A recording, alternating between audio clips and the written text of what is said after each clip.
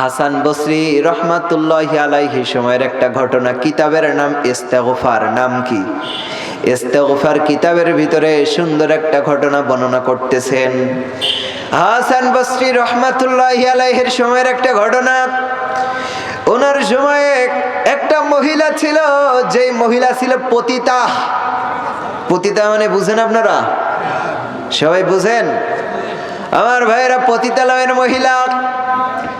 এই মহিলা তার শরীর বিক্রি করতো টাকার বিনিময়ে। ওই সময়ে একটা যুবক তার অন্তরের ভিতরে খায়েশ জাগছে, হায় রে, আমি ওই মেয়েটার সঙ্গে, ওই মহিলার সঙ্গে জিনা করব।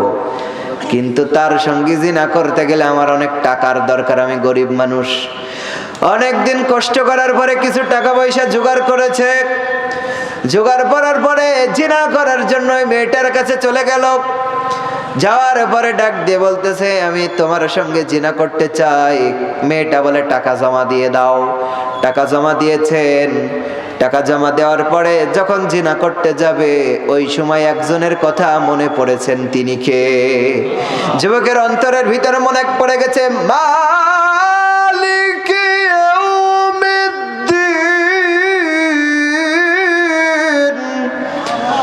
আলাইহিসসাল্লাহু বিআহকামিল হাকিমিন।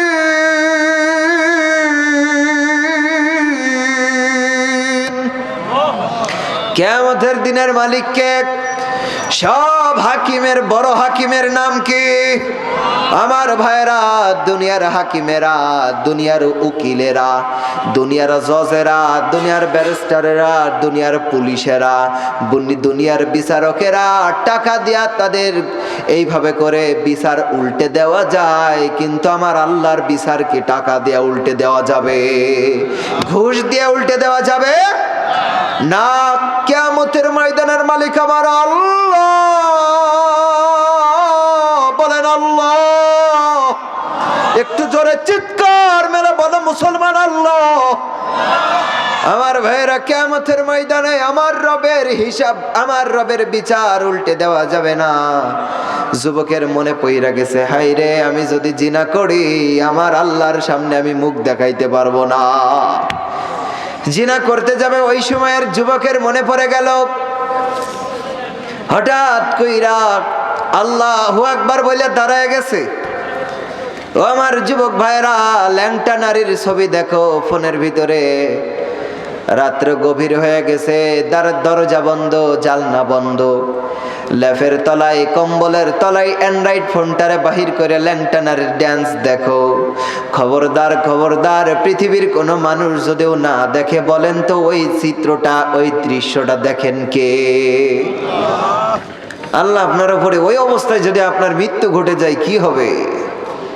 আহা, আমার কলিজার টুকরা যুবক ভাইরা, ওই যুবকের চিন্তা হয়েছে, আমার আল্লাহ আমারে দেখতেছে। এই বইলা আল্লাহু আকবার বইলা দাঁড়ায় গেছে। মহিলাটা ডাক দিয়ে কয়, কি কও, জিনা করবা না? কয়, না, করতাম না। কেন করবা না? বলে, আমার আল্লাহর কাছে আমি জবাবদিহিতা করতে পারবো না। এই বইলা যুবক আজ ওদর কাল ওদর ওখান থেকে দৌড়া দৌড়া পালিয়ে গেল। এবার মহিলা চিন্তা করতেছে, আল্লাহ, আমার জীবনে কতবার জিনা করেছি, কিন্তু আমি কোনোদিন এইরকম ভাবি না তোমার কাছে জবাবদিহিতা করা লাগবে। আল্লাহ, আমি এই মুহূর্তে নিয়াত করলাম আমার জীবনে আমি আর কখনো জিনা করব না। আল্লাহু আকবার। যে ওই মহিলাটারে হেদায়েত দিলেন কে? হায় রে, আল্লাহ কোথায় কারে কিভাবে হেদায়েত দেয় এটা কেউ বলতে পারে না। এজন্য আমার মা বোনেরা, আর বেপরদাই থাকেন না, আর নিজের জীবনটা খামোখাই নষ্ট কইরেন না দুনিয়ার শান্তির জন্য। আপনি হেদায়েতের পথে আসেন, আপনি কোরআন হাদিসের পথে চলে আসেন।